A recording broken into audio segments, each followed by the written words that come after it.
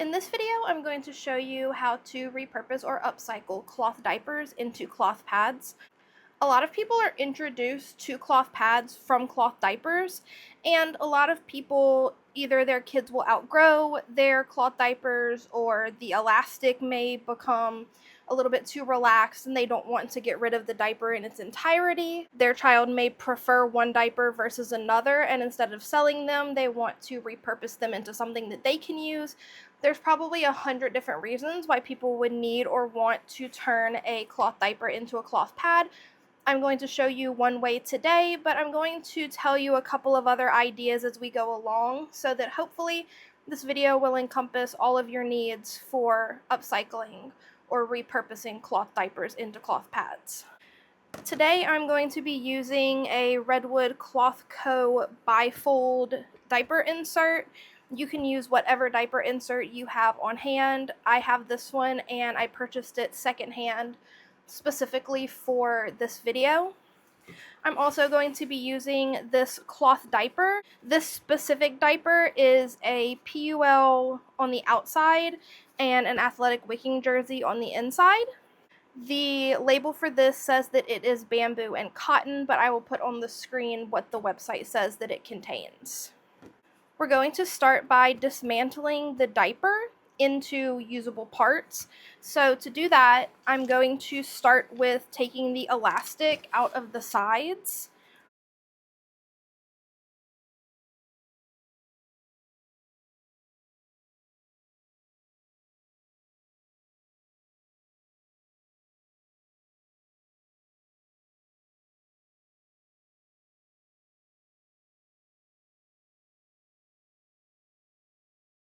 Now that leaves us with an open, more or less flat piece of fabric.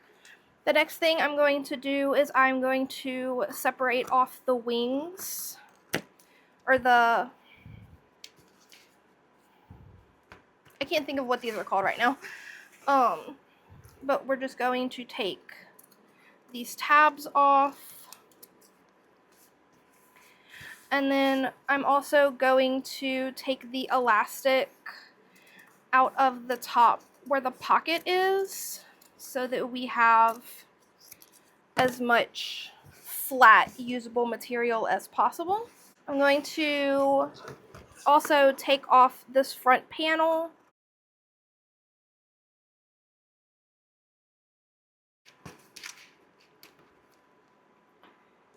I'm going to separate the athletic wicking jersey from the PUL outer shell in any places that it is still attached.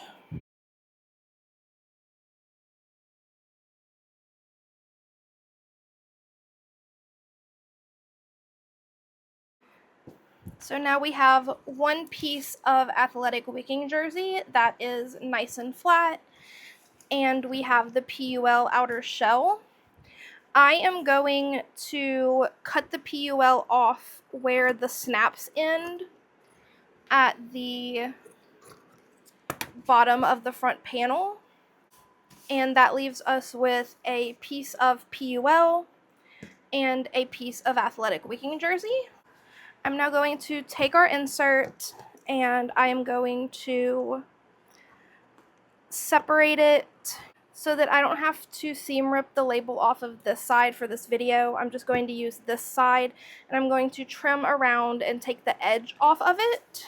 Now we have our insert where it's flat and we can take whatever it is that we need. So this is the top layer, and then we have a second layer, a third layer, and a fourth layer. If you need all 4 layers, by all means, put them in your pad. However, I will tell you that this took a really long time to dry, and it encompassed inside of a pad may not dry effectively. This video, I'm just going to go with 2.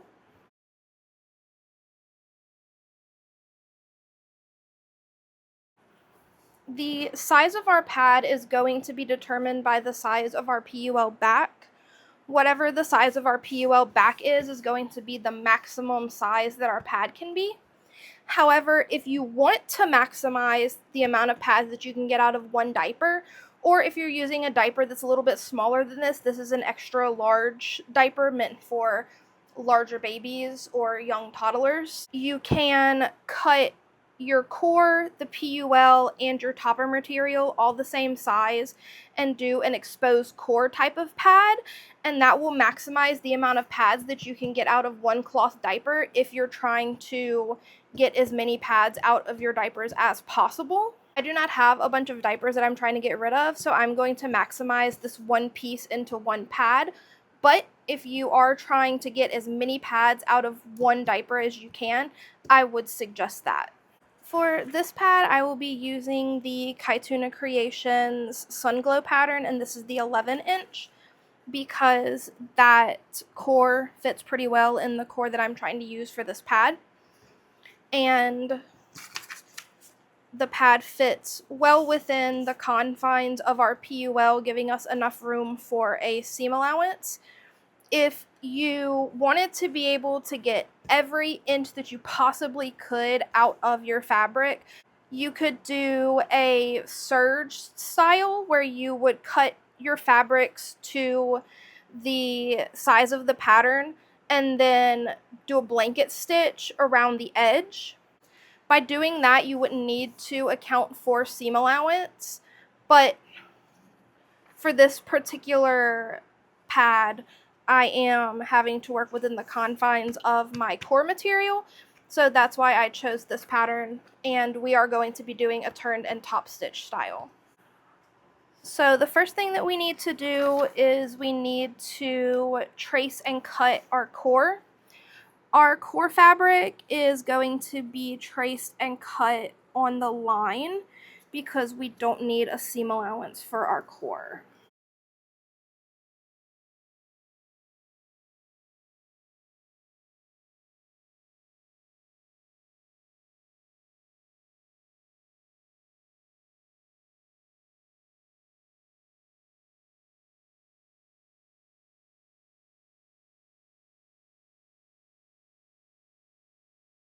Now that we have our core cut out, we are going to do our topper.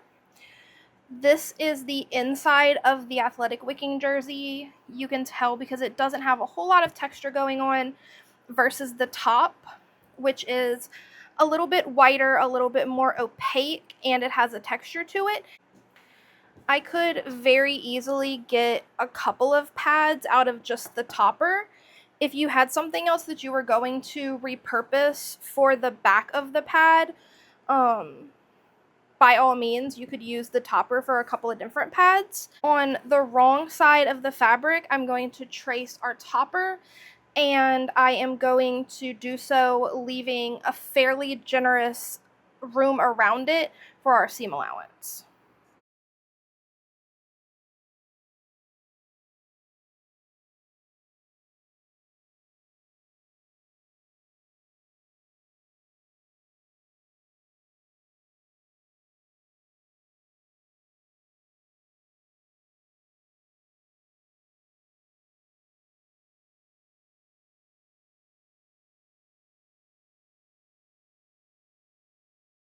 And then I'm just going to trim very loosely around just so that we don't have a ton of material that we're having to fold up or maneuver around while we sew.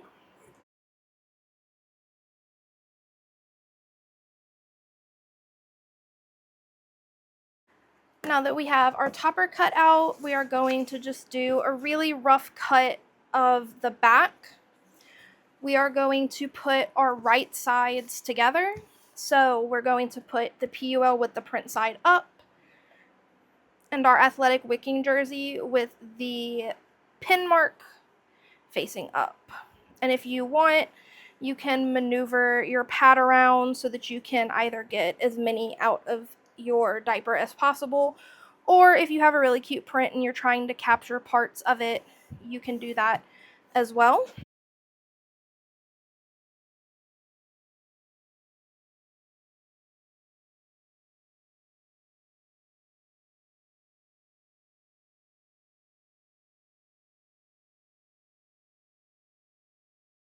Now we have our topper. our backer and our core, and we can start to assemble our pads. We are going to start by taking our topper, laying it with the pin mark facing up and the top of the fabric facing down. And we are going to place our core.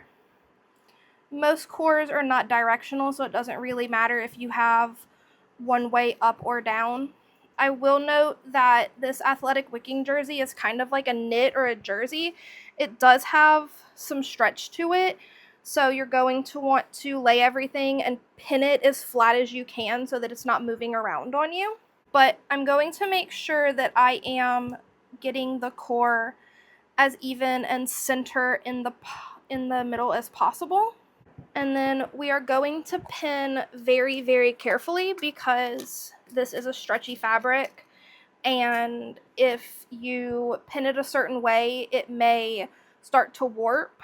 I'm going to start by putting a pin directly in the middle, top and bottom, being very careful and making sure that my layers line up, they still feel even, things aren't moving around on me. And then I'm going to pin the outside middles.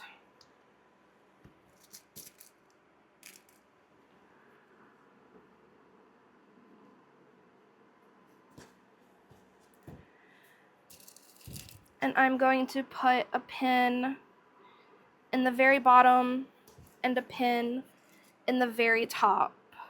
I usually don't do this many precautions, but because this is a little bit stretchy, it can start to warp or the fabric can shift as you're sewing, and it can start to look a little bit funky.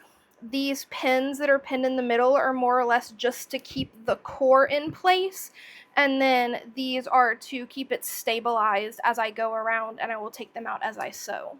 Next, you are going to need a needle and some thread. I am picking a color for the core that should more or less blend in. It'll also be good for the back because it's mostly a white. Usually when I'm picking thread colors, I like for the top stitching color to match the back so that the thread kind of disappears in the back and it looks a little bit neater. But because the backer is mostly white and the topper is white, we'll just go with a white thread. Pick whichever sewing needle is the most comfortable for you. I personally prefer an embroidery needle, kind of like this, where it's a little bit shorter, it's not super thick, but it's also not very, very thin. It's kind of easy to grasp, and it's not very hard to maneuver, whereas a longer needle could be. It also helps that they have a pretty big eye so that I can see what I'm doing when I'm threading. Next, we're going to take our thread and we're going to I like to sew with thread that is about the width of my arm span. The longer your thread, the harder it can be to sew because it could knot up and you could have issues having to keep unknotting your thread. But with a shorter thread, you're going to have to re-thread more frequently. If you're very new to sewing, I suggest starting with just like 1.5 feet or so of thread, and as you get used to sewing, then you can lengthen your thread and work with longer thread. We're going to put the end of our thread through the eye of our needle, and we're going to pull it through, and we're going to get the ends of our thread as even as possible. It's not super important because this is going to be inside of the pad, but you can also cut it if you want to. And then we are going to do a quick knot. I like to knot about 3 times just to make sure that my thread is secure. Now we are going to begin sewing our core to our topper with a back stitch or a straight stitch. To do that, we are going to take our threaded needle. We're going to go from the inside of our project to the outside of our project, leaving our knot on the inside where the core is. We're also doing this about a millimeter or two away from the edge of the fabric. You don't want to get too close, and then if your fabric is the type to start fraying, then it could fray into or past your stitches and the core could come apart. And you don't want it too far away, because if it's a material that can bunch up or roll, then it has a lot of room to do that. We are going to pull our needle all the way through, leaving the knot on the back of our fabric. And then about the width of a grain of rice away from the last stitch that we made, we're going to insert our needle going from the top or the topper of our project through to the back core, and we're going to pull it all the way through. This is white on white, so it is very hard to see. Our next stitch is going to be about the length of a grain of rice away from the first stitch that we made. So we are going to put our needle in our fabric going from the core to the topper, and we're going to pull our needle through, ensuring that the thread on the back is nice and flat. And then we're going to go back into the first hole that we made, which is about the length of a grain of rice away from the previous hole that we made.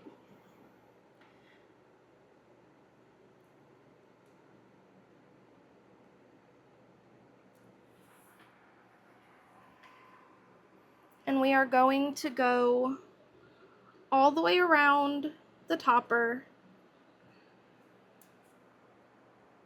all the way around the core with this stitch. The smaller and neater that you make your stitches, the better made that your project will be, and it will also increase the longevity because it is not liable to fall apart on you.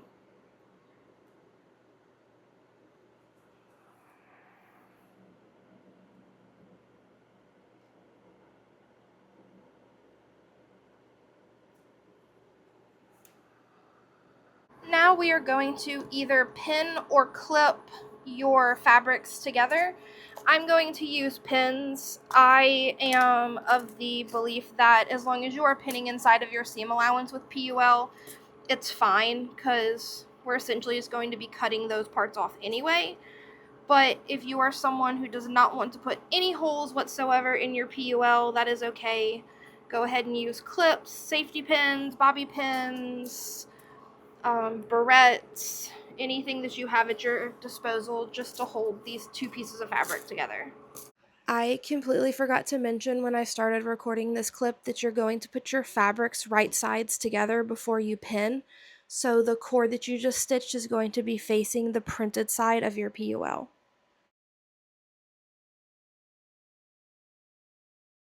With our pad pinned together, we're going to decide where we would like for our turning hole to be.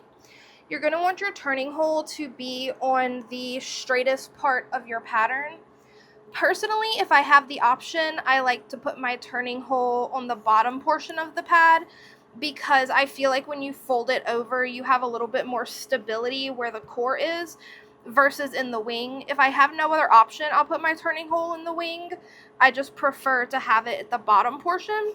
So I'm going to mark a couple of millimeters away from the corner where the wing is, and I'm going to go about until the pattern starts to curve here at the bottom, and this is going to be my turning hole. I felt like in the last clip you couldn't really see my stitches very well, so I'm going to be going in with this green thread. I feel like it will match if you end up seeing the stitches, but it will hopefully show up on camera a little bit better. And now we are going to start sewing. You can start sewing at the bottom where it will round, or you can start sewing near the wing. I prefer to start sewing near the wing so that I can make sure that my stitches are nice and tight and neat here, because the wing is going to have a lot of stress on it when you turn it out, and so you really need to make sure that you have a lot of stability in the wing so that it doesn't pull a hole. So I'm going to take my threaded needle going from the PUL layer through to the top. I'm going to put my needle through both layers of fabric, and I'm going to pull so that the knot is on the back of my fabric. I'm going to go about the length of a grain of rice away from the first hole that I made. I'm going to insert my needle going from my topper fabric through my backer fabric. And I'm going to pull my needle through, making sure that both sides of the thread are nice and even, they're laying flat, we don't have any knots. Now going in about the length of a grain of rice away from the first hole that we made, we're going to insert our needle going from the backer to the topper, and we are going to pull our needle through, again making sure that everything on the back is flat and even. And then we are going to reinsert our needle into the first hole that we made, which is about the length of a grain of rice away from the last stitch that we made. And you see how I got a little bit bunched up here? All you have to do is to tug at your threads a little bit and try and even them up. And as you're tugging on the back, just kind of massage the threads like this and gently wiggle them so that they'll even up.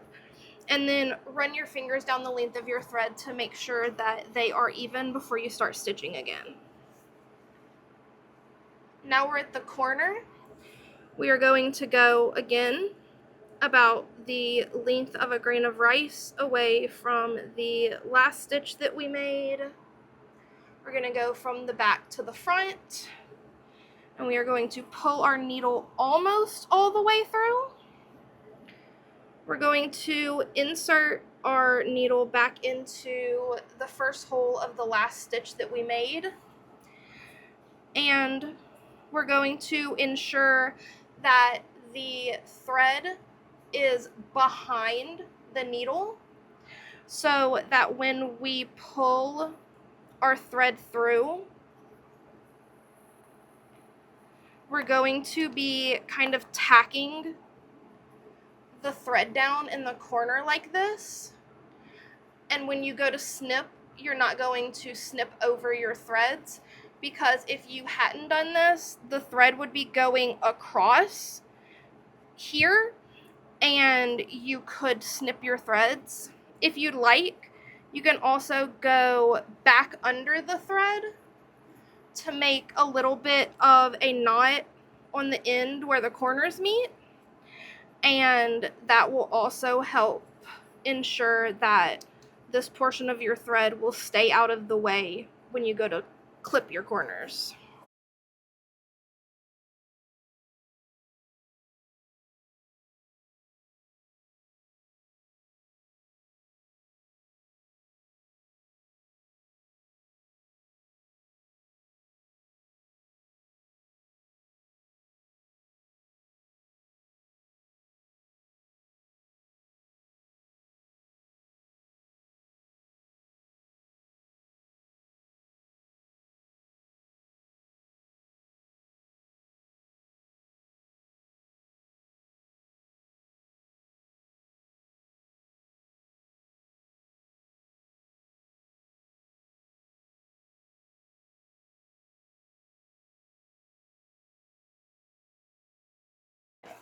We have sewn all the way around except for our turning hole. So that is going to be the first place that we start to snip. That way we make sure that we don't miss it. We're going to cut in a straight line right up to your stitches. Never cut through all the way through your stitches. And then we're just going to square it up, but we're still going to leave quite a bit of seam allowance compared to the rest of all of the seam allowance that we're going to leave. Now, if your pad has pointy wings like this or any kind of pointy corners, you're going to cut all the way across. Again, not going through your stitches, but very close to your stitches. Again, you're just going to cut straight across. Don't cut through any of your stitches. The next thing we're going to address are the corners of the wings. I like to snip into the wing as close as I can get without snipping through my stitches. If you cut through your stitches, you can go back and stitch back over it, but make sure that you do it very well so that you're not leaving any holes or that your stitches won't come unraveled.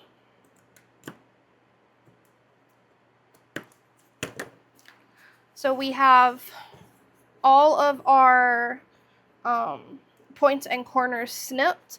Now I'm going to just cut a straight line relatively close to my stitches, but leaving maybe a millimeter or two. And I'm going to cut the wings first. If you cut this and you have any bulky fabric still here, go ahead and trim that up. I'm going to do the same for the other wing. I'm going to cut relatively close, but still leaving just a little bit of seam allowance. Now all you have is your top and your bottom curve to snip, and you are going to want to cut pretty close to your stitches.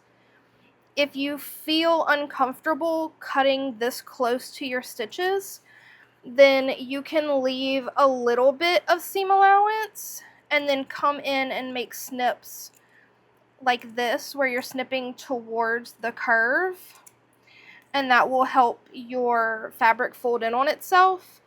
But if you're cutting this close to your line, you should be fine.